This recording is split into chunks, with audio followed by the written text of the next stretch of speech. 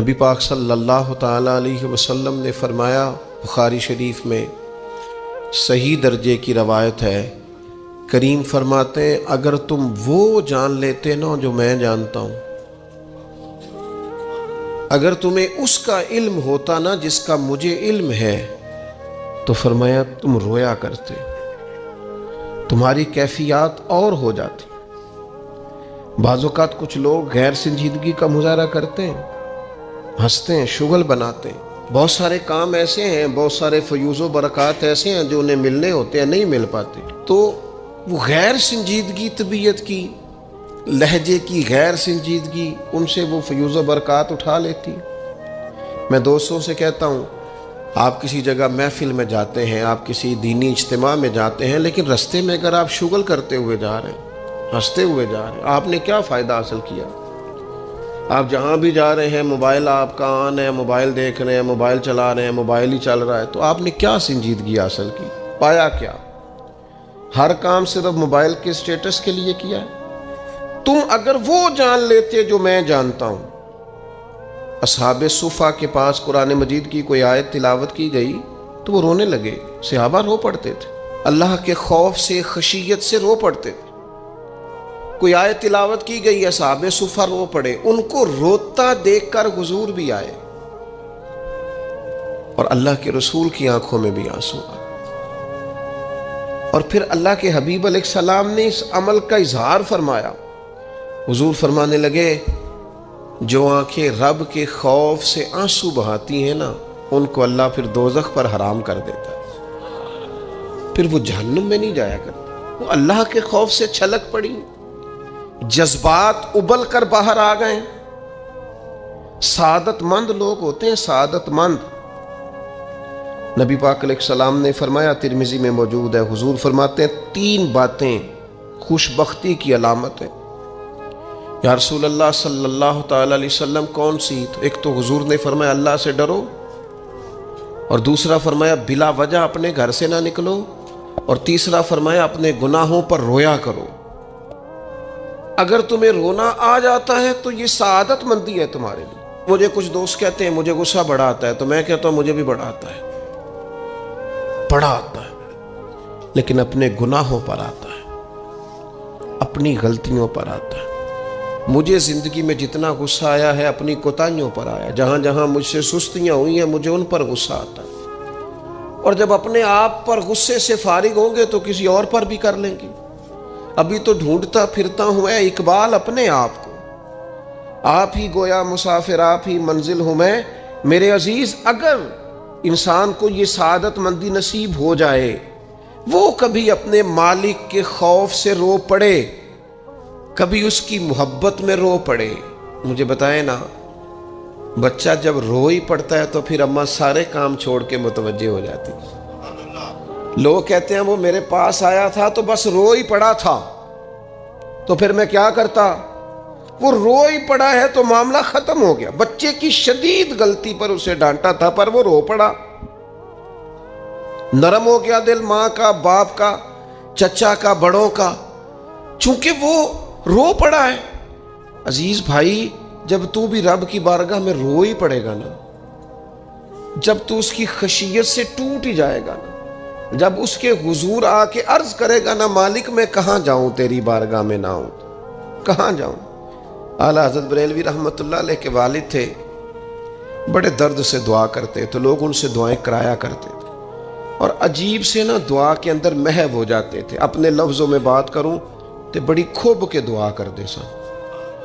اے بعض بندے رٹیاں رٹائیاں دعاواں کر دیں، بس وہ ٹھیک ہے، ہاتھ اٹھا دیے، جو مولانا صاحب کہیں گے ہم بھی، وہ بڑے محو ہو کے دعا کرتے تھے۔ کسی نے ان سے کہا حضرت اتنی للہیت سے اور اتنی محویت سے اور اتنے ذوق سے دعا کیسے؟ فرمانے لگے میں نے اپنی بیوی سے طریقہ سیکھا ہے۔ سیکھنے والے سبھی جگہ سے سیکھتے، اپنے بچوں سے بھی سیکھ لیتے، اور جن کا خیال ہونا ہمارے پاس کل عقل آ گئی ہے، وہ بیچارے عقل کو خیر بات کہہ دیتے ہیں، جن کو سارا ہی پتہ ہے انہیں کچھ پتہ نہیں۔ کہتے بیوی سے سیکھا ہے دعا مانگنے کا طریقہ۔ حضرت وہ کیسے؟ فرمانے لگے اسے کوئی کام تھا مجھ سے، کوئی گھر کا خرچہ تھا، اس نے بتایا خرچہ، میں نے اسے کہا ابھی میرے پاس پیسے نہیں ہیں، آتے ہیں تو دوں گا۔ 2-4 دنوں کے بعد پھر اس نے کہا،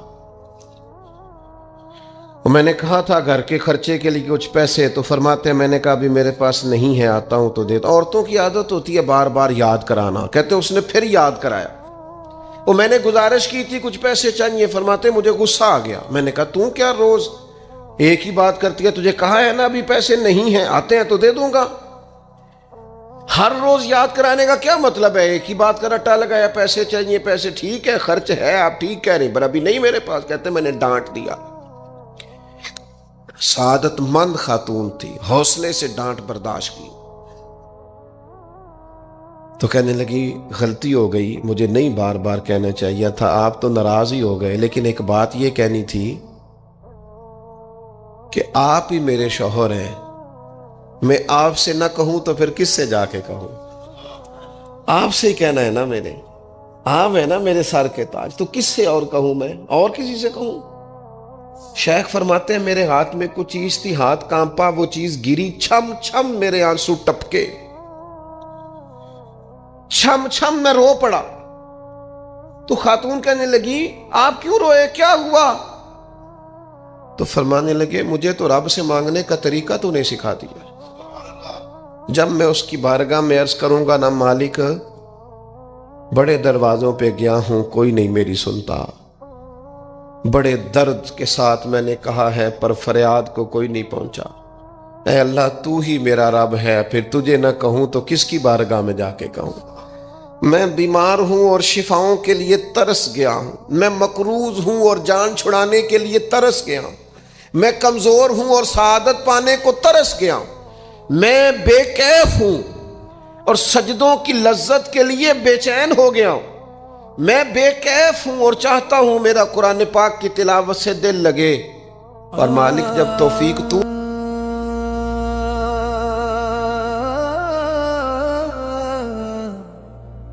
یا نبی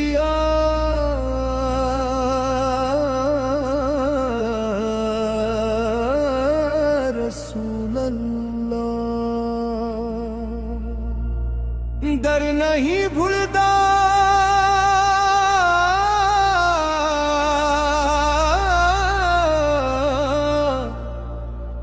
در نہیں بھولتا،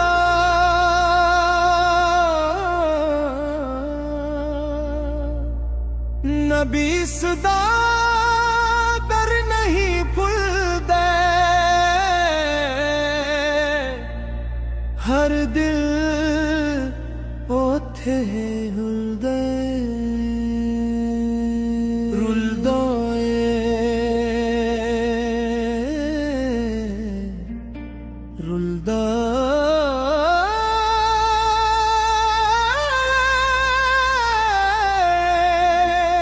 جیڑا در نبی دا تھام لے او دنیا وچ کبھی نہ ہارے، ساڈی بسمت وی اتھے لکھ دی ہے جتھے نبی دی رحمت وسدی ہے، ہاں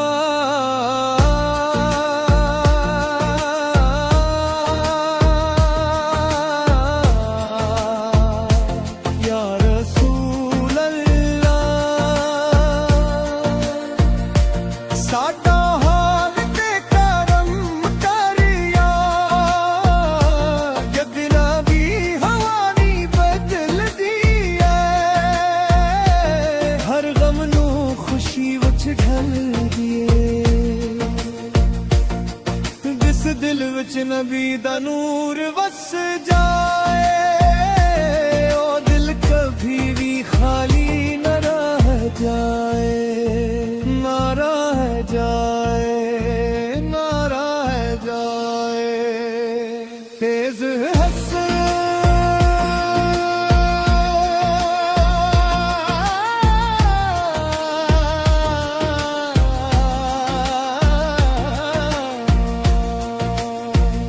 نبی سے ہاسا، نبی سے ہاسا، نبی سے ہاسا، نبی سے ہاسا، نبی سے